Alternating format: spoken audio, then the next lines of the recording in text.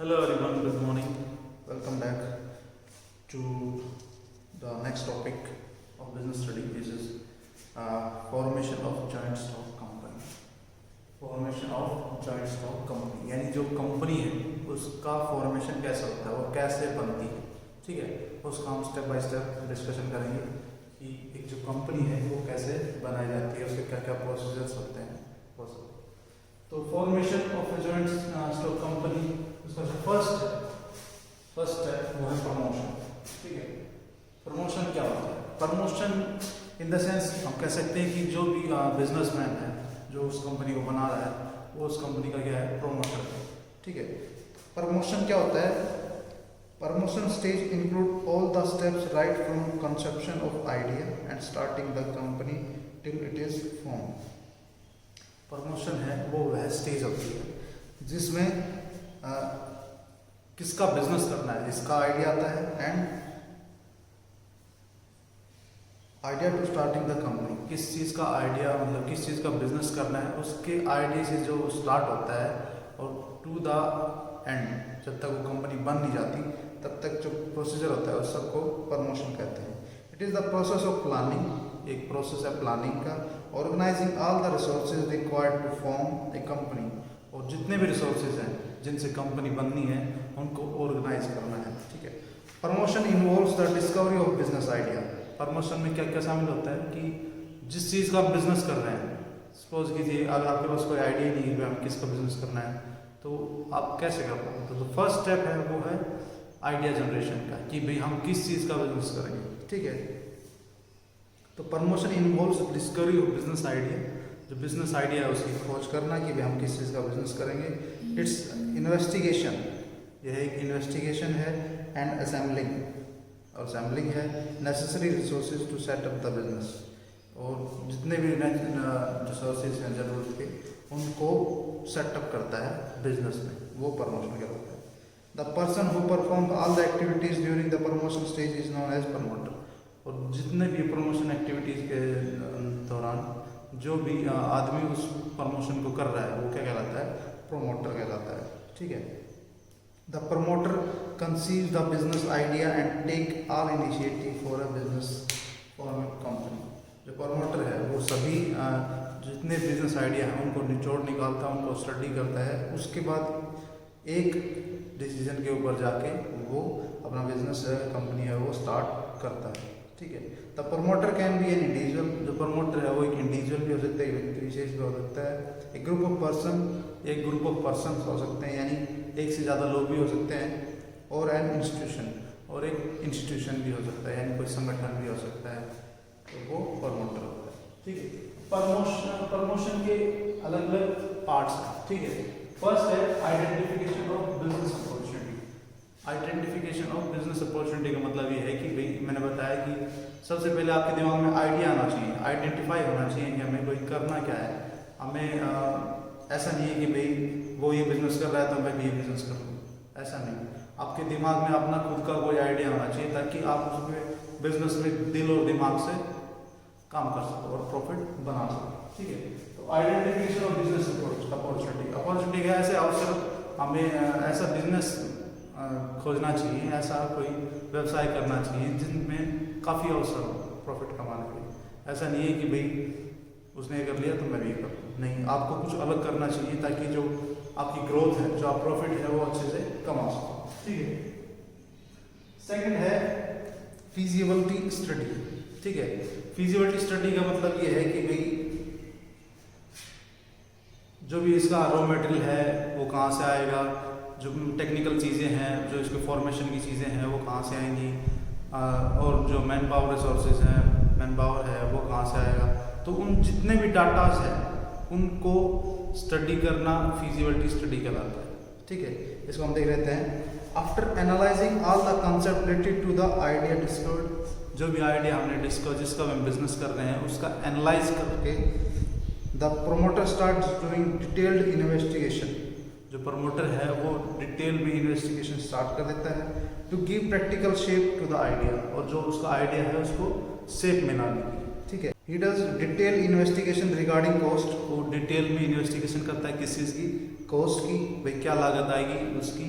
Profitability, क्या उसका profit होगा, उसकी प्रोडक्शन प्रोसेस, उसका जो चीज़ बनाने जा रहे हैं उसका प्रोसेस क्या होगा, यानी कहाँ से स्टार्ट होगा, कहाँ पे एंड होगा, उसकी स्टडी करता है। डिमांड ऑफ द प्रोडक्ट, और उस प्रोडक्ट जो हम बनाने जा रहे हैं उसकी डिमांड कितनी है, तो वो सब क्या इसके अंदर आता है, फिजिबिलिटी स्टडी के अंदर आता है।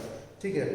While doing the promoters take the help of specialist, जो इस फिजिबिलिटी स्टडी के दौरान जो एक्सपर्ट्स होते हैं वो उनकी हेल्प भी लेते हैं, जैसे कि अकाउंटेंट्स हो गए, चार्टर्ड अकाउंटेंट्स, कॉस्ट उससे प्रॉफिटेबिलिटी से रिगार्डिंग वो उनसे कंसल्ट करते हैं। इंजीनियर्स हो गए, जो भी हम मशीनरी वगैरह लगाएंगे तो उसकी टेक्निकली हेल्प के लिए जो इंजीनियर्स होते हैं, जैसे कि हम कोई नया आइटम लेते हैं तो हम कई बार डिस्कशन करते हैं कि भाई हमें एक गाड़ी लेनी है, तो आप एक्सपर्ट्स जो होते हैं, जैसे कोई गाड़ी ठीक करने वाला हो गया, उससे हम डिस्कशन करते हैं कि भाई ये गाड़ी ठीक रहेगी या ये गाड़ी ठीक रहेगी, पेट्रोल वर्जन ठीक रहेगा, डीजल वर्जन ठीक रहेगा, तो वो सब किस में आते हैं, फिजिबिलिटी स्टडी में आते हैं। यानी जब भी जो प्रमोटर है, ठीक है, जो बिजनेस स्टार्ट करने जा रहा है, तो वो हर चीज़ की स्टडी करता है।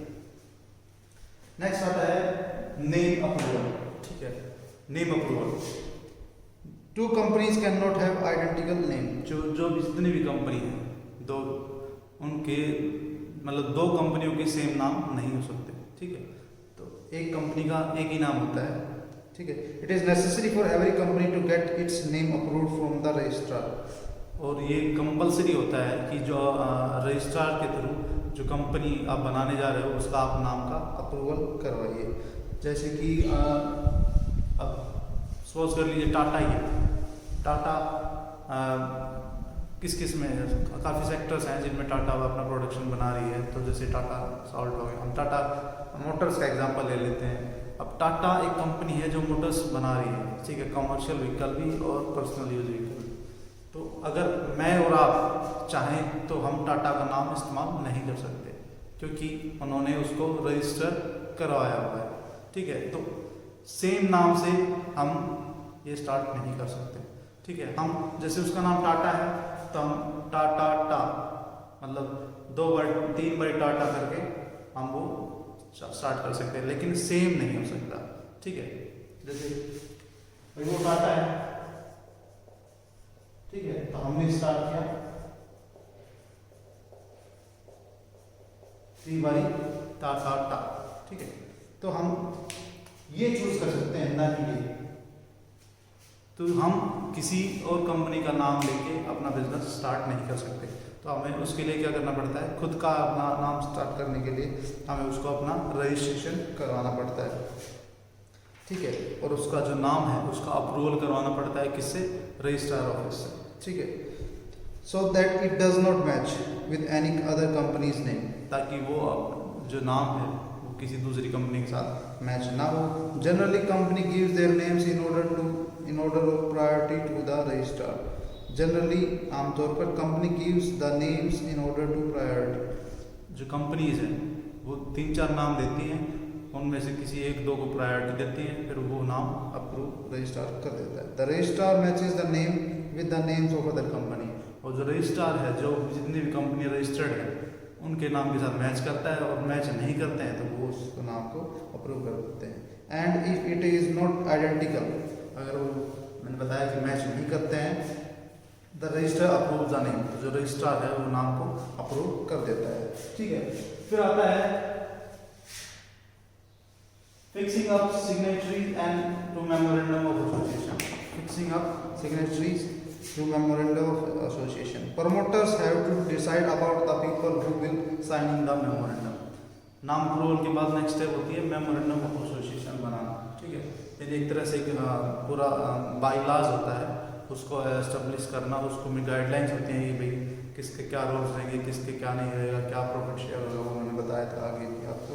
तो मेमोरेंडम ऑफ एसोसिएशन के ऊपर जो साइनिंग अथॉरिटीज़ हैं वो कौन कौन होंगी, उनका फिक्सेशन करना।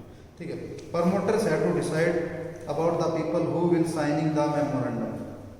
जो प्रमोटर्स हैं, ठीक है, चाहे वो एक इंडिविजुअल है या ग्रुप ऑफ पर्सन है या कोई इंस्टीट्यूशन है, वो डिसाइड करते हैं कि कौन लोग मेमोरेंडम के ऊपर साइन करेंगे। ठीक है, usually the signatories of memorandum become the first director of the company. Usually आमतौर पर जो मेमोरेंडम के ऊपर साइन करता है फर्स्ट, वो क्या कौन होता है? Directors of the company. जो कंपनी है उसके डायरेक्टर्स होते हैं। Promoters also take their written consent. जो प्रमोटर है वो रिटर्न में उनकी सहमति लेते हैं, और to act as director, act as a director करने की, यानी डायरेक्टर के रूप में काम करने की, and ask them to buy qualification shares, और उनसे कहते हैं उनको भी जो क्वालिफिकेशन शेयर्स हैं उनको परचेज करने की। ठीक है, नेक्स्ट आता है, यानी जो मेमोरेंडम है उसके ऊपर जो साइनिंग अथॉरिटीज अप्रूव होती हैं वो कौन करते हैं? प्रमोटर्स अप्रूव अपॉइंटमेंट करते हैं उनका। और जनरली जो फर्स्ट जो सिग्नेचरीज होते हैं जो मेमोरेंडम पर साइन करते हैं सबसे पहले, वो कौन होते हैं? डायरेक्टर्स। ठीक है, तो नेक्स्ट आता है अपॉइंटमेंट ऑफ प्रोफेशनल्स। ठीक है, मेमोरेंडम में गया, सब कुछ हो गया। अब appointment of professionals. The promoters appoint the brokers and underwriters to ensure the availability of capital by sale of company securities, and solicitors are appointed to deal with the legal matter of the company. The promoters appoint, जो promoters हैं वो appoint करते हैं किन किन को? brokers को, underwriters को, underwriters इस तरह के customers होते हैं। ठीक है, और brokers जो होते हैं जो कोई भी डील है, ठीक है, उसको क्रैक करते हैं, यानी उसके बीच में, जैसे आपने कोई प्रॉपर्टी खरीदी तो ठीक है, तो उसके बीच में एक एजेंट होता है, उसको हम ब्रोकर बोलते हैं। वो आपसे कुछ कमीशन लेगा, ठीक है, और जो पार्टी खरीद रही है उससे भी कमीशन लेगा, यानी बेचने वाले से भी कमीशन लेता है और खरीदने वाले से भी कमीशन लेता है। तो वो क्या होते हैं? ब्रोकर होते हैं, जो बीच में डील को क्रैक करवाते हैं। ठीक है, the availability of capital by sale of company securities और अपॉइंटमेंट टू डील। तो यानी इन तरह के जो प्रोफेशनल्स होते हैं, ब्रोकर्स और अंडरराइटर्स, इनका अपॉइंटमेंट किया जाता है। ठीक है, उसके बाद आता है preparation of necessary documents. Necessary documents उनकी preparation. The promoters take up the steps to prepare some legal documents of the company। जो प्रमोटर है वो क्या करते हैं? जो लीगल डॉक्यूमेंट्स हैं उनको प्रिपेयर करते हैं, which have to be submitted to the registrar, जो कि रजिस्ट्रार को सबमिट करने होते हैं at the time of incorporation, उस कंपनी के इनकॉर्पोरेशन के दौरान, यानी उस कंपनी को लीगली रूप से लाने के लिए। ठीक है, यानी बनाने के लिए जितने डॉक्यूमेंट्स होते हैं उनको जो प्रोमोटर्स होते हैं उनको प्रिपेयर किया जाता है। The common document which are prepared by promoter are memorandum of association. The common document, सबसे जो कॉमन डॉक्यूमेंट है वो क्या है? मेमोरेंडम ऑफ एसोसिएशन है, और आर्टिकल ऑफ एसोसिएशन, जिसको आर्टिकल ऑफ एसोसिएशन भी कह सकते हैं, प्रोस्पेक्टस भी कह सकते हैं, etcetera. These documents are explain in section 2.5 later. ये बाद में बता दिया जाएगा कि भाई ये मेमोरेंडम ऑफ एसोसिएशन क्या होता है, आर्टिकल ऑफ एसोसिएशन क्या होता है और प्रोस्पेक्टस क्या होता है। ठीक है, तो ये हमारे नेसेसरी डॉक्यूमेंट्स होने के बाद जो प्रमोटर है उसका काम फिनिश हो जाता है। उसके बाद आता है इनकॉर्पोरेशन स्टेज, यानी उस जो कंपनी है उसको बनाने वाली स्टेज। ठीक है, तो फर्स्ट है इसका incorporation of A company is a second stage of the formation of company. जो इनकॉर्पोरेशन स्टेज है वो सेकंड स्टेज है इसी कंपनी को बनाने के लिए। Incorporation refers to the registration of the company under companies act 1956। Incorporation stage के अंदर कंपनीज एक्ट है 1956, उसके अकॉर्डिंग उसको रजिस्टर करवाया जाता है। The main steps are filling of necessary documents, जो नेसेसरी डॉक्यूमेंट्स होते हैं उनको फिल करना। ठीक है, जैसे मेमोरेंडम ऑफ एसोसिएशन मैंने बताया, article of association, statement authorities, ये सब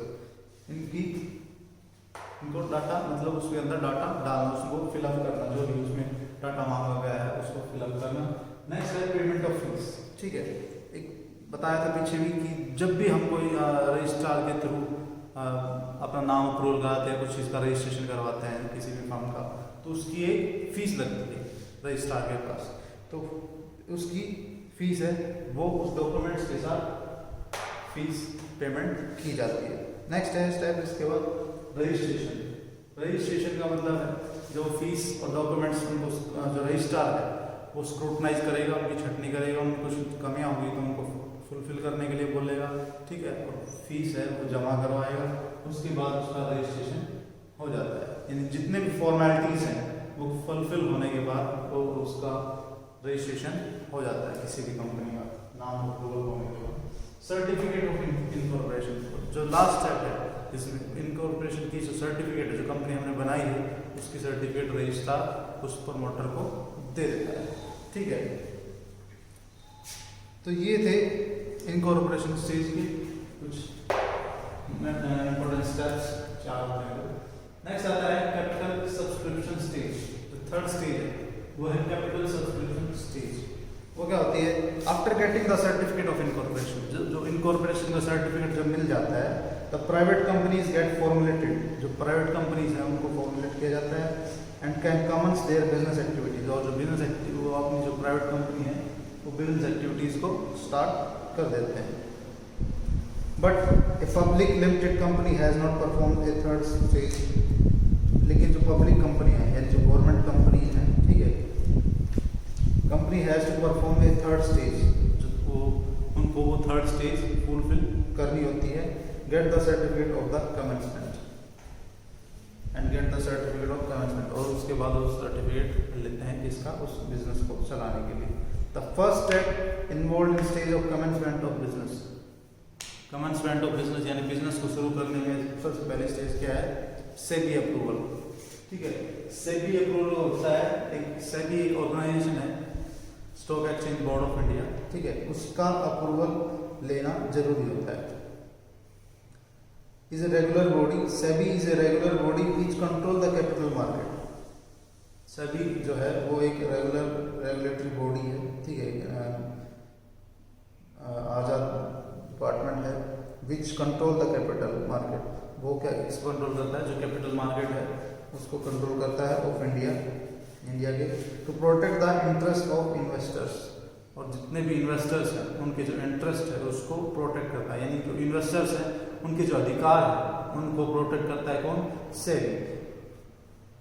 the public limited company must submit all the relevant information with the SEBI. जो पब्लिक लिमिटेड कंपनी होती है यानी जो गवर्नमेंट कंपनीज होती हैं, must submit all the relevant information, वो जितनी भी रिलेवेंट यानी इंफॉर्मेशन होती है वो उस किसको सबमिट करते हैं? विद द सेबी के साथ, before issuing it's securities in the capital market. मतलब जब भी कोई company, public company share issue करती है, ठीक है, शेयर्स या सिक्योरिटी या डिबेंचर्स वो सब इश्यू करते हैं, तो फर्स्ट ऑफ ऑल वो सेबी से उसका अप्रूवल लेते हैं, stock exchange board of India से, कि हम ये शेयर्स इशू करते हैं। देन वो जब सेबी अप्रूवल कर देता है तो उसके बाद वो अपने शेयर्स इशू करते हैं। ठीक है, तो नेक्स्ट इसमें आता है प्रोस्पेक्टस। प्रोस्पेक्टस और a statement of lieu of prospectus. A public company has to prepare another important document called prospectus. ठीक है, जो पब्लिक कंपनी है उसको एक दूसरा डॉक्यूमेंट और बनाना पड़ता है जो कि क्या कहलाता है? प्रोस्पेक्टस कहलाता है। यानी हम कह सकते हैं कि जो इन्वेस्टर्स हैं, शेयर होल्डर्स, उनको प्रोस्पेक्टस इश्यू किया जाता है शेयर परचेज करने के बदले में। ठीक है, तो a public company has to prepare another important document called prospectus. It is a circular और इन्विटेशन। ये एक सर्कुलर होता है या एक इन्विटेशन होता है issue to invite the general public, जो कि इश्यू किया जाता है टू इनवाइट, बुलाने के लिए, निमंत्रण के लिए, कि टू द जनरल पब्लिक को, for subscribing the shares of the company, उस कंपनी के शेयर्स को खरीदने के लिए। ठीक है, this document has to be deposit with the registrar. और जो ये जो डॉक्यूमेंट है प्रोस्पेक्टस है, ये रजिस्ट्रार के पास भी जमा करवाया जाता है। नेक्स्ट आता है appointment of bankers and brokers and underwriters. ठीक है, to receive the and deposit the application money, bankers are appointed to receive and deposit the application money. सीधी सी बात है, टू रिसीव, जो जितने भी एप्लीकेशंस हम शेयर्स के थ्रू रिसीव करेंगे वो तो किस में जाएंगी? ऑनलाइन होंगी ट्रांजैक्शंस, तो बैंक के थ्रू होंगी, तो इसके लिए हमें एक बैंकर चाहिए होता है। ठीक है, ब्रोकर्स मैंने बताया था कि जैसे हमने शेयर इशू कर दिए तो आप जैसे परचेज करने वाले हो तो आपको जो ब्रोकर है वो शेयर्स के बारे में इंफॉर्मेशन देके कुछ उसमें से कमीशन चार्ज करके आपको वो शेयर दिलवाता है। ठीक है, और अंडरराइटर्स होते हैं कस्टमर्स। तो इन सब का अपॉइंटमेंट होता है कि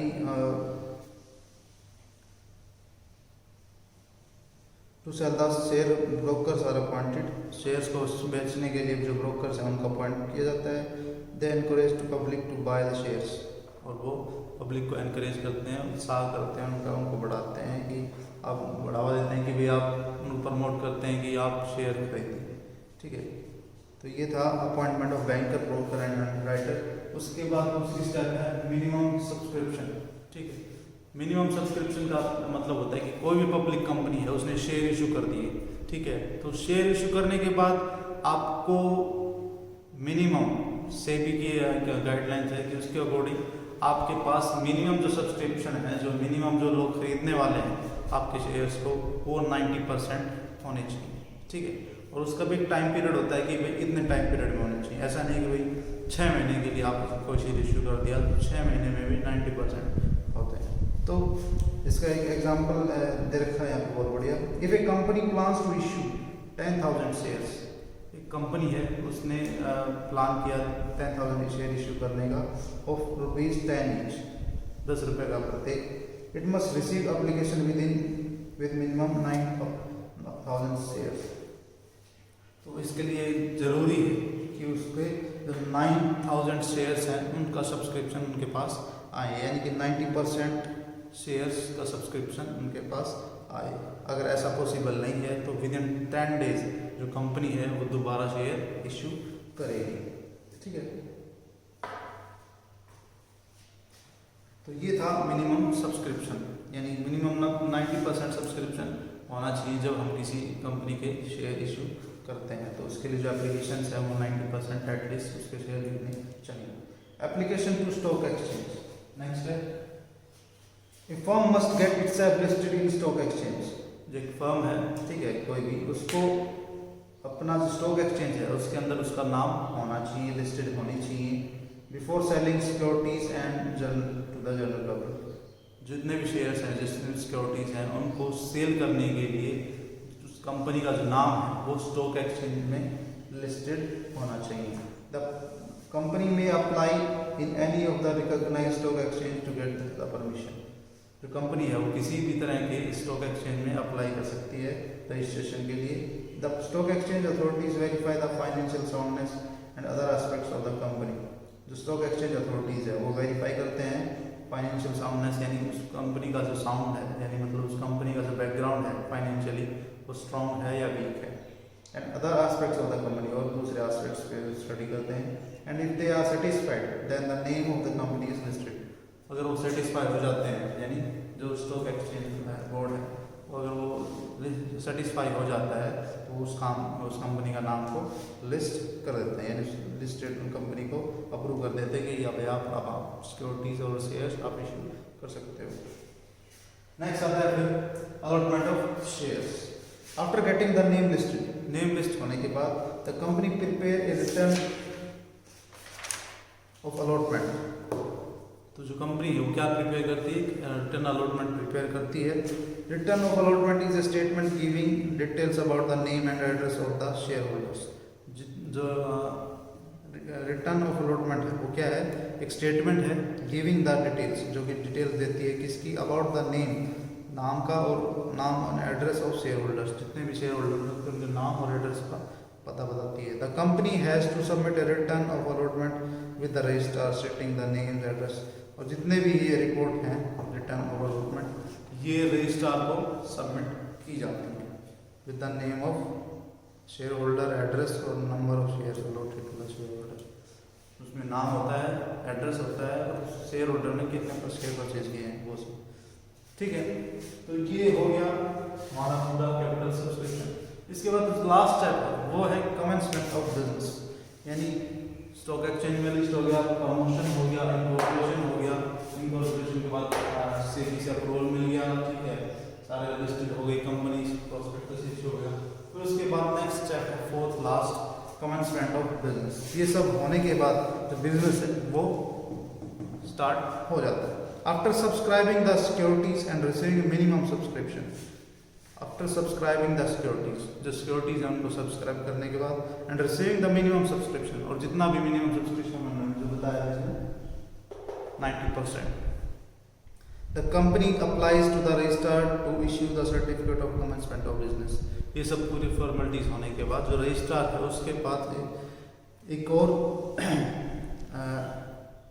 अप्लाई करती है कंपनी तो the certificate of commencement of business, यानी नाम अप्रूवल होने के सब कुछ होने के बाद सब्सक्रिप्शन 90% आने के बाद जो कंपनी है वो अपना सर्टिफिकेट ऑफ कमेंसमेंट लेने के लिए रजिस्ट्रार के पास फिर जाता है। ठीक है, along with the application a company must be fill the allowing documents. जो कंपनी है वो एप्लीकेशन के साथ क्या क्या डॉक्यूमेंट्स फिलअप करती है। A declaration that shares payable in cash have been subscribed for the minimum subscription has been received. जो एक डिक्लेरेशन देते हैं कि भाई हमने इतने शेयर्स मिनिमम सब्सक्रिप्शन वाले हमने फुलफिल कर लिए हैं, हमें मतलब मिल गए हैं, 90% से ऊपर आवा वो सब्सक्रिप्शन हमारे पास आ गए हैं। ए declaration that every director has paid in cash the application and allotment money on his shares. एक ये भी डिक्लेरेशन देते हैं कि जितने भी डायरेक्टर होते हैं उनको जो शेयर्स के ऊपर प्रॉफिट है, ठीक है, वो हैज पेड इन कैश, वो उनको कैश में दिया जाएगा। The application and allotment money, जो एप्लीकेशन है और जो अलॉटमेंट मनी है उसको उसके शेयर्स का। ठीक है, थर्ड स्टेज है a declaration that no money is pending to pay back to the applicants. Declaration एक और ली जाती है कि भाई जितना भी no money is pending to pay back to the applicants, जो एप्लीकेंट्स हैं उनका जो अमाउंट है उसको पेंडिंग नहीं रखा जाएगा, यानी कि बाद ऐसा नहीं बोला जाएगा कि आपको बाद में दिया जाएगा। एक और चीज़ है a declaration that above requirements have been compiled. और ये डिक्लेरेशन ये भी ली जाती है कि जितने भी ऊपर वाले डिक्लेरेशन हैं घोषणाएं हैं उनकी वो कंपाइल्ड हैं, यानी बाध्य है उनको फुलफिल करने के लिए। This declaration can be signed by the directors और the secretary of the company. और ये सब जितने भी डिक्लेरेशन हैं उनको कौन साइन करते हैं? जो डायरेक्टर्स या सेक्रेटरीज होते हैं जो कंपनी के, वो। The registrar will verify all the documents and declaration submitted by the company. जो रजिस्ट्रार है वो इन सब डॉक्यूमेंट्स को और डिक्लेरेशन को वेरीफाई करता है और उसके बाद इफ़ ही सेटिस्फाइड, वो सेटिस्फाई होने के बाद with the authenticity and validation of the these documents, authenticity यानी उनकी सत्यापनता, सच्चाई यानी कि वो फेक डॉक्यूमेंट्स नहीं है, उनको ये जांच करता है और एक certificate of commencement of business issue करता है, जो कि फॉर्मेट आपकी बुक में है, आप उसको देख सकते हैं। ठीक है, तो ये था हमारा कि भाई जो जॉइंट स्टॉक कंपनी है उसका फॉर्मेशन कैसे होता है। ठीक है, थैंक यू।